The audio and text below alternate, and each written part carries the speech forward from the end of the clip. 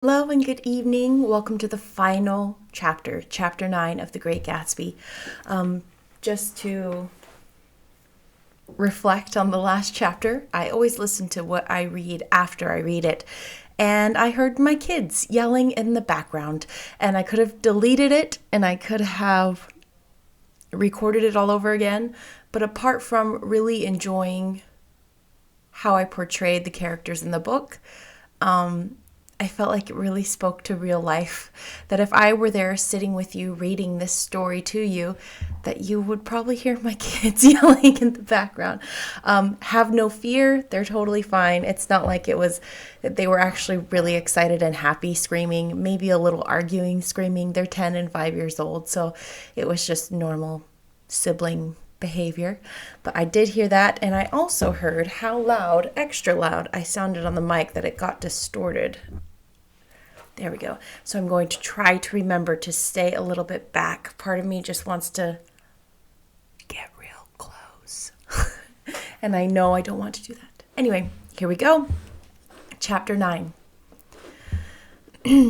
After 2 years, I remember the rest of that day and that night and the next day, only as an endless drill of police and photographers and newspapermen in and out of Gatsby's front door. A rope stretched across the main gate, and a policeman kept it out of the curious, but little boys soon discovered that they could enter through my yard. There were always a few of them clustered open-mouthed about the pool. Someone with a positive manner, perhaps a detective, used the expression madman as he bent over Wilson's body that afternoon, and the adventitious authority of his voice had set the key for the newspaper reports next morning. Most of these reports were a nightmare, grotesque, circumstantial, eager, and untrue. When Michaela's testimony at the inquest brought to light Wilson's suspicions of his wife, I thought the whole tale would shortly be served up in racy pasquinade, but Catherine, who might have said anything, didn't say a word. She showed a surprising amount of character about it, too, looked at the coroner with determined eyes under that corrected brow of hers, and swore that her sister had never seen Gatsby, that her sister was completely happy with her husband, that her sister had been into no mischief whatsoever. She convinced herself of it and cried into her handkerchief as if the very suggestion was more than she could endure. So Wilson was reduced to a man deranged by grief, in order that the case might remain in its simplest form. And it rested there. But all this part of it seemed remote and unessential. I found myself on Gatsbys Side, and alone. From the moment I telephoned news of the catastrophe to West Egg Village, every surmise about him and every practical question was referred to me. First I was surprised and confused, and as he lay in his house and didn't move or breathe or speak, hour upon hour, it grew upon me that I was responsible because no one else was interested. Interested, I mean with that intense personal interest to which everyone has some vague right at the end. I called up Daisy half an hour after we found him, called her instinctively and without hesitation, but she and Tom had gone away early that afternoon and taken baggage with them. Left no address? No. Say when they'd get back? No. Any idea where they are? How I could reach them? I don't know. Can't say. I wanted to get somebody for him. I wanted to go into the room where he lay and reassure him. I'll get somebody for you, Gatsby. Don't worry. Just trust me, and I'll get somebody for you. Meyer Wolfsheim's name wasn't in the phone book. The butler gave me his address on Broadway, and I called information, but by the time I had the number, it was long after 5, and no one answered the phone. Will you ring again? I've won 3 times. It's very important. Sorry, I'm afraid no one's there. I went back to the drawing room and thought for an instant that there were chance visitors, all these official people who suddenly filled it, but as they drew back the sheet and looked at Gatsby with unmoved eyes, his protest continued in my brain. Look here, old sport. You've got to get somebody for me. You've got to try hard. I can't go through this alone. Someone started to ask me questions, but I broke away, and going upstairs, looked hastily through the unlocked parts of his desk. He'd never told me definitely that his parents were dead. But there was nothing, only the picture of Dan and Cody, a token of forgotten violence, staring down from the wall. Next morning, I sent the butler to New York with a letter to Wolfsheim, which asked for information and urged him to come out on the next train. That request seemed superfluous when I wrote it. I was sure he'd start when he saw the newspapers, just as I was sure there'd be a wire from Daisy before noon. But neither a wire nor Mr. Wolfsheim arrived. No one arrived, except more police and photographers and newspapermen. When the butler brought back Wolfsheim's answer, I began to have a feeling of defiance, of scornful solidarity between Gatsby and me against them all. Dear Mr. Carraway, this has been one of the most terrible shocks of my life. I can hardly believe that it is all true. Such a mad act as that man did should make us all think. I cannot come down now, as I am tied up in some very important business and cannot get mixed up in this thing now. If there is anything I can do a little later, let me know in a letter by Edgar. I hardly know where I am when I hear about a thing like this, and I am completely knocked down and out. Yours truly, Maria Wolfsheim. And then hasty addenda beneath. Let me know about the funeral, etc. Don't know his family at all. When the phone rang that afternoon and long distance said Chicago was calling, I thought it would be Daisy at last. But the connection came through as a man's voice, very thin and far away. This is Slagle speaking. Yes?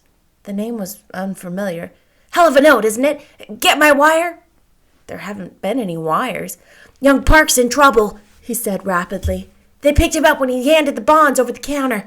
They got a circular from New York giving him the numbers just 5 minutes before. What do you know about that, eh? You never can tell in these hick towns. Hello, I interrupted breathlessly. Look here. This isn't Mr. Gatsby. Mr. Gatsby's dead.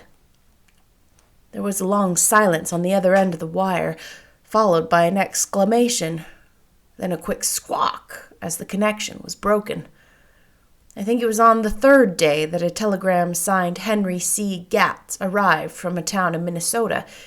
It said only that the sender was leaving immediately and to postpone the funeral until he came. It was Gatsby's father, a solemn old man, very helpless and dismayed, bundled up in a long, cheap ulster against the warm September day. His eyes leaked continuously with excitement, and when I took the bag and umbrella from his hands, he began to pull so incessantly at his sparse gray beard that I had difficulty in getting off his coat.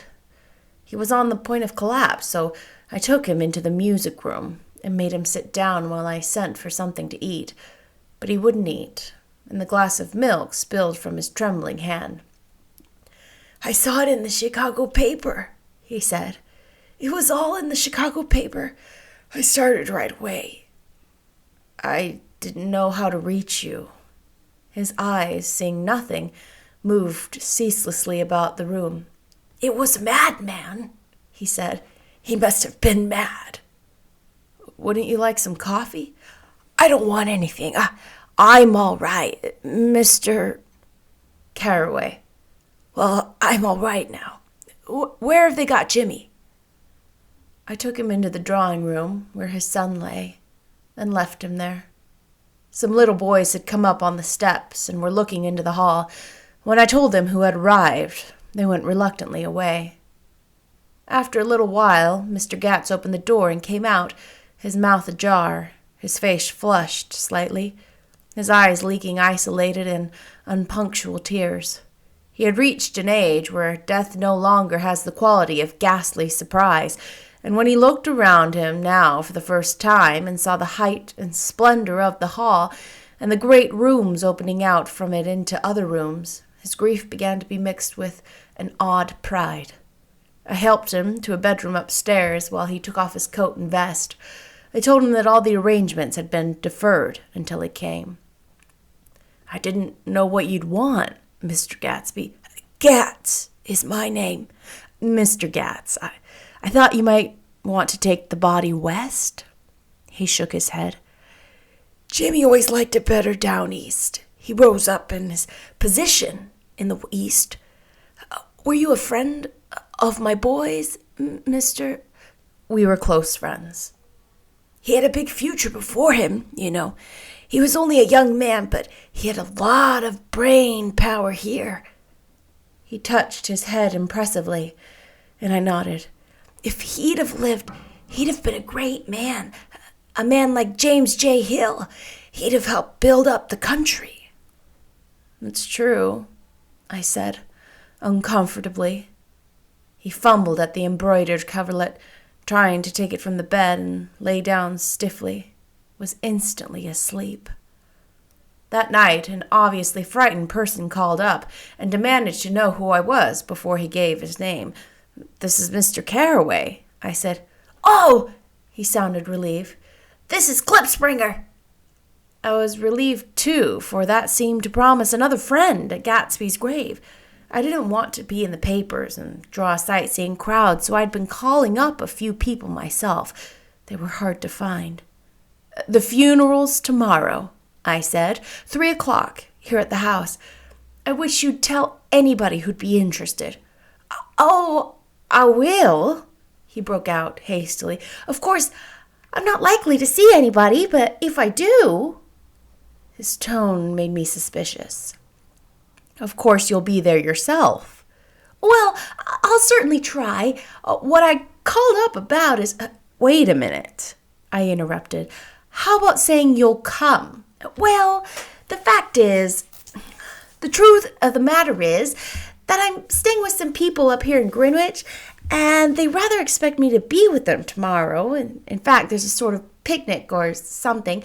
Of course, I'll do my very best to get away." I ejaculated an unrestrained "ha!" and he must have heard me, for he went on nervously. "What I called about was a pair of shoes I left there. I wonder if it'd be too much trouble to have a butler send them on. You see, they're tennis shoes, and I'm sort of helpless without them. My address is care of B.F." I didn't hear the rest of the name because I hung up the receiver. After that, I felt certain shame for Gatsby. One gentleman to whom I telephoned implied that he had got what he deserved. However, that was my fault, for he was one of those who used to sneer most bitterly at Gatsby on the courage of Gatsby's liquor, and I should have known better than to call him. The morning of the funeral, I went up to New York to see Meyer Wolfsheim. I couldn't seem to reach him any other way. The door that I pushed open on the advice of an elevator boy was marked the Swastika Holding Company, and at first there didn't seem to be anyone inside. But when I'd shouted "hello" several times in vain, an argument broke out behind a partition, and presently a lovely Jewess appeared at an interior door and scrutinized me with black, hostile eyes. "Nobody's in," she said. "Mr. Wolfsheim's gone to Chicago." The first part of this was obviously untrue, for someone had begun to whistle the rosary tunelessly inside. "Please say that Mr. Carraway wants to see him."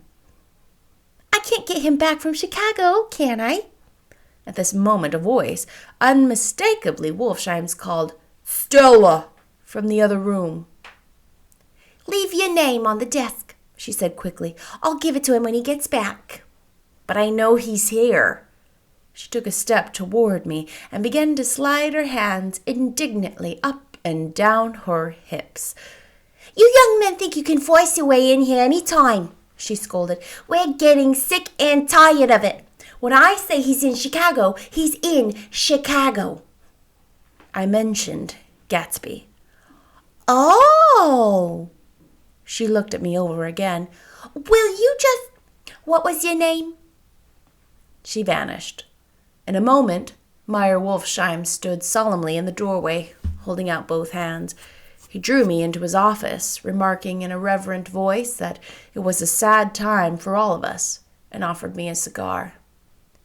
"My memory goes back to when I first met him," he said.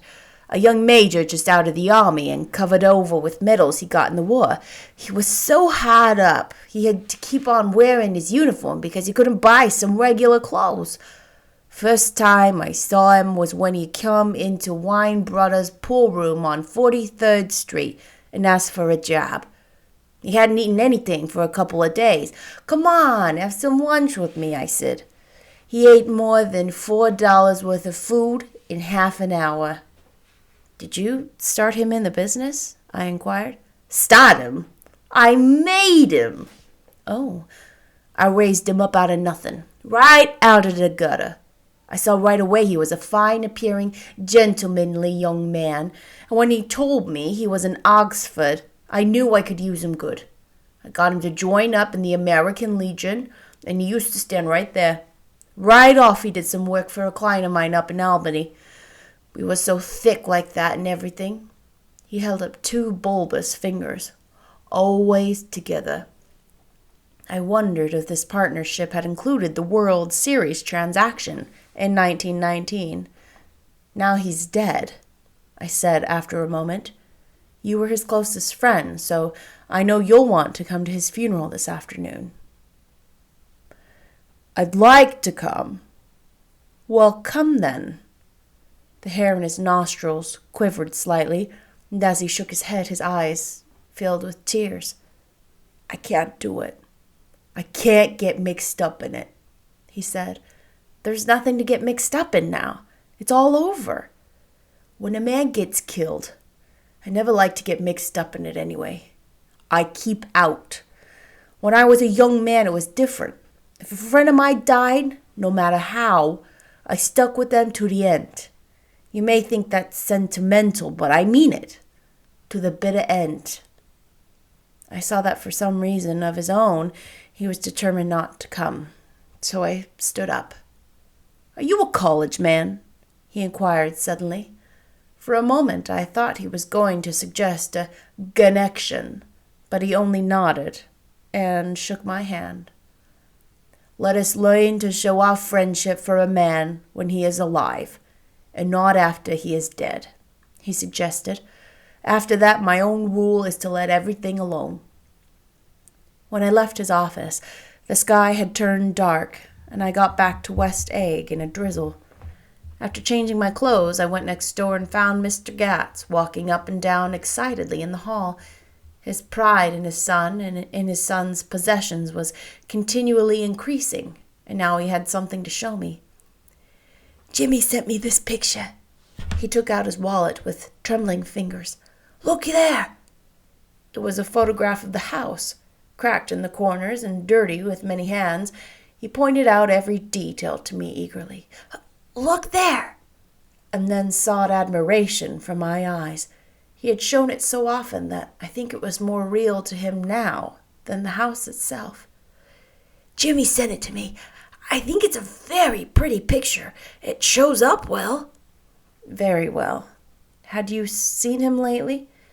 "He come out to see me 2 years ago and bought me the house I live in now. Of course, we was broke up when he run off from home, but I see now there was a reason for it. He knew he had a big future in front of him, and ever since he made a success, he was very generous with me." He seemed reluctant to put away the picture, held it for another minute, lingeringly before my eyes. Then he returned the wallet and pulled from his pocket a ragged old copy of a book called Hopalong Cassidy. "Look here, this is a book he had when he was a boy. It just shows you." He opened it up at the back cover and turned it around for me to see. On the last flyleaf was printed the word schedule and the date September 12th, 1906, and underneath, "Rise from bed, 6 a.m. Dumbbell exercise and wall scaling, 6:15 to 6:30. Study electricity, etc., 7:15 to 8:15. Work, 8:30 to 4:30 p.m. Baseball and sports, 4:30 to 5 p.m. Practice elocution, poise, and how to attain it. 5 to 6. Study needed inventions. 7 to 9. General resolves.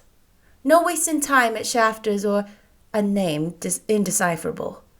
No more smoking or chewing. Bath every other day. Read one improving book or magazine per week. Save $5, crossed out, at $3 per week. Be better to parents. I come across this book by accident, said the old man. It just shows you, don't it? It just shows you. Jimmy was bound to get ahead. He always had some resolves like this or something. Do you notice what he's got about improving his mind? He was always great for that. He told me it like a hog once, and I beat him for it. He was reluctant to close the book, reading each item aloud and then looking eagerly at me. I think he rather expected me to copy down the list for my own use. A little before 3, the Lutheran minister arrived from Flushing, and I began to look involuntarily out the windows for other cars. So did Gatsby's father.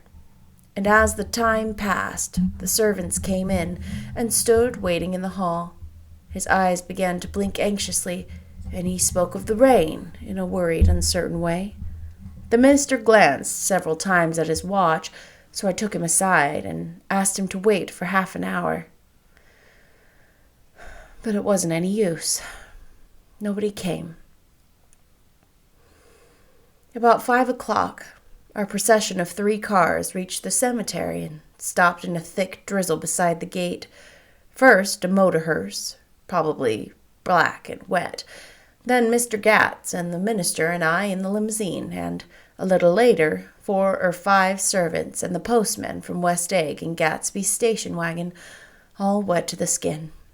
As we started through the gate in the cemetery, I heard a car stop, and then the sound of someone splashing after us over the soggy ground. I looked around. 'Twas the man with owl-eyed glasses whom I had found marveling over Gatsby's books in the library one night 3 months before. I'd never seen him since then. I don't know how he knew about the funeral or even his name. The rain poured down his thick glasses, and he took them off and wiped them to see the protecting canvas unrolled from Gatsby's grave.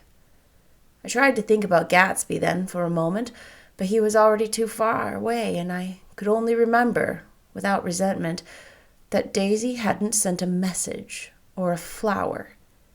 Dimly I heard someone murmur, "Blessed are the dead that the rain falls on." And then the owl-eyed man said, "Amen to that," in a brave voice. We straggled down quickly through the rain to the cars. Owl Eye spoke to me by the gate. "I couldn't get to the house," he remarked. Neither could anybody else. "Go on," he started. "Why, my gosh, they used to go there by the hundreds." He took off his glasses and wiped them again outside and in. "The poor son of a bitch," he said.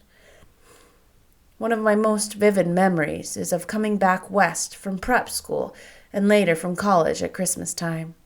Those who went farther than Chicago would gather in the old dim Union Station at 6 o'clock of a December evening with a few Chicago friends already caught up into their own holiday gaieties to bid them a hasty goodbye. I remember the fur coats of the girls returning from Miss This or That's, and the chatter of frozen breath, and the hands waving overhead as we caught sight of old acquaintances, and the matchings of invitations. "Are you going to the Ordways, the Hersheys, the Schultzes?" And the long green tickets clasped tight in our gloved hands. The last, the murky yellow cars of the Chicago, Milwaukee, and St. Paul Railroad, looking cheerful as Christmas itself, on the tracks beside the gate. When we pulled out into the winter night with the real snow, our snow, began to stretch out beside us and twinkle against the windows, and the dim lights of small Wisconsin stations moved by, a sharp wild brace came suddenly into the air. We drew in deep breaths of it as we walked back from dinner through the cold vestibules, unutterably aware of our identity with this country for one strange hour before we melted indistinguishably into it again. That's my Middle West. Not the wheat or the prairies or the lost Swede towns, but the thrilling, returning trains of my youth, and the street lamps and the sleigh bells in the frosty dark, and the shadows of holly wreaths thrown by lighted windows on the snow. I am part of that, a little solemn with the feel of those long winters, a little complacent from growing up in the Carraway house, in a city where dwellings are still called through decades by a family's name. I see now that this has been a story of the West, after all. Tom and Gatsby, Daisy and Jordan and I were all Westerners, and perhaps we possessed some deficiency in common which made us subtly unadaptable to Eastern life. Even when the East excited me most, even when I was most keenly aware of its superiority to the bored, sprawling, swollen towns beyond the Ohio, with their interminable inquisitions which spared only the children and the very old, even then, it had always for me a quality of distortion. West Egg, especially, still figures in my more fantastic dreams. I see it as a night scene by El Greco, 100 houses at once, conventional and grotesque, crouching under a sullen overhanging sky and a lustreless moon. In the foreground, 4 solemn men in dress suits are walking along the sidewalk with a stretcher on which lies a drunken woman in a white evening dress. Her hand, which dangles over the side, sparkles cold with jewels. Gravely, the men turn in at a house, the wrong house, but no one knows the woman's name, and no one cares. After Gatsby's death, the East was haunted for me like that, distorted beyond my eyes' power of correction, so when the blue smoke of brittle leaves was in the air and the wind blew the wet laundry stiff on the line, I decided to come back home. There was one thing to be done after I left, an awkward, unpleasant thing that perhaps had better have been left alone, but I wanted to leave things in order, and not just trust that obliging and indifferent sea to sweep my refuse away. I saw Jordan Baker, and talked over and around what had happened to us together, and what had happened afterward to me, and she lay perfectly still, listening in a big chair. She was dressed to play golf, and I remember thinking she looked like a good illustration, her chin raised a little, jauntily, her hair the color of an autumn leaf, her face the same brown tint as the fingerless glove on her knee. When I had finished, she told me without comment that she was engaged to another man. I doubted that though there were several she could have married at a nod of her head, but I pretended to be surprised. For a moment I wondered if I wasn't making a mistake. Then I thought it all over again quickly and got up to say goodbye. "Nevertheless, you did throw me over," said Jordan suddenly. "You threw me over on the telephone. I don't give a damn about you now, but it was a new experience for me, and I felt a little dizzy for a while." We shook hands. "Oh, and do you remember," she added, "a conversation we had once about driving a car?" "Why, not exactly." "You said a bad driver was only safe until she met another bad driver?" "Well, I met another bad driver, didn't I? I mean, it was careless of me to make such a wrong guess. I thought you were rather an honest, straightforward person. I thought it was your secret pride." "I'm 30, I said. "I'm 5 years too old to lie to myself and call it honor." She didn't answer. Angry and half in love with her, and tremendously sorry, I turned away. One afternoon late in October, I saw Tom Buchanan. He was walking ahead of me along Fifth Avenue in his alert, aggressive way, his hands out a little from his body as if to fight off interference, his head moving sharply here and there, adapting itself to his restless eyes. Just as I slowed up to avoid overtaking him, he stopped and began frowning into the windows of a jewelry store. Suddenly he saw me and walked back, holding out his hand. "What's the matter, Nick? Do you object to shaking hands with me?" "Yes," You know what I think of you." "You're crazy, Nick," he said quickly. "Crazy as hell. I don't know what's the matter with you." "Tom," I inquired, "what did you say to Wilson that afternoon?" He stared at me without a word, and I knew I had guessed right about those missing hours. I started to turn away, but he took a step after me and grabbed my arm. "I told him the truth," he said. "He came to the door while we were getting ready to leave, and when I sent down word that we weren't in tide, he tried to force his way upstairs. He was crazy enough to kill me if I hadn't told him who owned the car. His hand was on a revolver in his pocket every minute he was in the house." He broke off defiantly. "What if I did tell him? That fellow had it coming to him. He threw dust into your eyes just like he did in Daisy's, but he was a tough one. He ran over Myrtle like you'd run over a dog and never even stopped his car." There was nothing I could say, except the one unutterable fact that it wasn't true. "And if you think I didn't have my share of suffering, look here. When I went to give up that flat and saw that damn box of dog biscuits sitting there on the sideboard, I sat down and cried like a baby. Oh, it was awful." I couldn't forgive him or like him, but I saw that what he had done was, to him, entirely justified.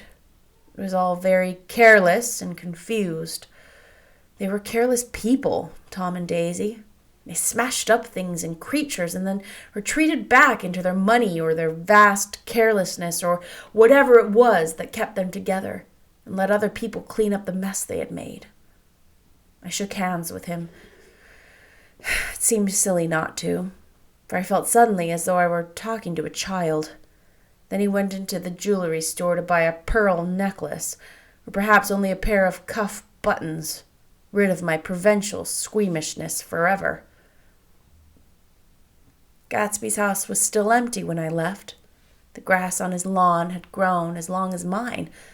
One of the taxi drivers in the village never took a fare past the entrance gate without stopping for a minute and pointing inside. Perhaps it was he who drove Daisy and Gatsby over to East Egg the night of the accident, and perhaps he had made a story about it all his own. I didn't want to hear it, and I avoided him when I got off the train. I spent my Saturday nights in New York because those gleaming, dazzling parties of his were with me so vividly that I could still hear the music and the laughter, faint and incessant from his garden, and the cars going up and down his drive. One night I did hear a material car there and saw its lights stop at his front steps, but I didn't investigate. Probably it was some final guest who had been away at the ends of the earth and didn't know that the party was over. On the last night, with my trunk packed and my car sold to the grocer, I went over and looked at that huge, incoherent failure of a house once more. On the white steps, an obscene word, scrawled by some boy with a piece of brick, stood out clearly in the moonlight, and I erased it, drawing my shoe raspingly along the stone. Then I wandered down to the beach and sprawled out on the sand. Most of the big shore places were closed now, and there were hardly any lights except the shadowy moving glow of a ferry boat across the sound. And as the moon rose higher, the inessential houses began to melt away until gradually I became aware of the old island here that flowered once for Dutch sailors' eyes, a fresh green breast of the New World. It vanished trees, the trees that had made way for Gatsby's house, had once pandered in whispers to the last and greatest of all humans and dreams. For a transitory enchanted moment, man must have held his breath in the presence of this continent, compelled into an aesthetic contemplation he neither understood nor desired, face to face for the last time in history with something commensurate to his capacity for wonder. And as I sat there, brooding on the old, unknown world, I thought of Gatsby's wonder when he first picked out the green light at the end of Daisy's dock. He had come a long way to this blue lawn, and his dream must have seemed so close, that he could hardly fail to grasp it. He did not know that it was already behind him, somewhere back in that vast obscurity beyond the city, where the dark fields of the Republic rolled on under the night. Gatsby believed in the green light, the orgastic future that year by year recedes before us. It eluded us then, but that's no matter. Tomorrow we will run faster, stretch out our arms farther, and one fine morning. So we beat on, boats against the current, borne back ceaselessly into the past. That's the end of The Great Gatsby. Oh, it is so, I don't know if you feel this way about it. For me, it is so incredibly thought-provoking. If you move on, I always end like here because I start slouching and I don't watch myself. So I go from sitting up, and then by the time I look again, I'm like way down here. If you look beyond just the story and think instead what this means to you, what this means about life, what this means about dreams and goals and possessions and the legacy you want to leave behind, the people you want to keep close to you, if any of it really matters, if it all matters so much more than you thought or so much less than you thought, there is so much in here to relate to and think about, and such deep thoughts with such seemingly vulgar, shallow people, you know? Anyway, I hope you've enjoyed The Great Gatsby. I have loved The Great Gatsby. I wish I got to know these characters more. This is one of those where the ending isn't what you want it to be, but it's what it should be. And I hate those kinds of endings. I will see you next time with, I don't know. We'll have to decide. Bye-bye.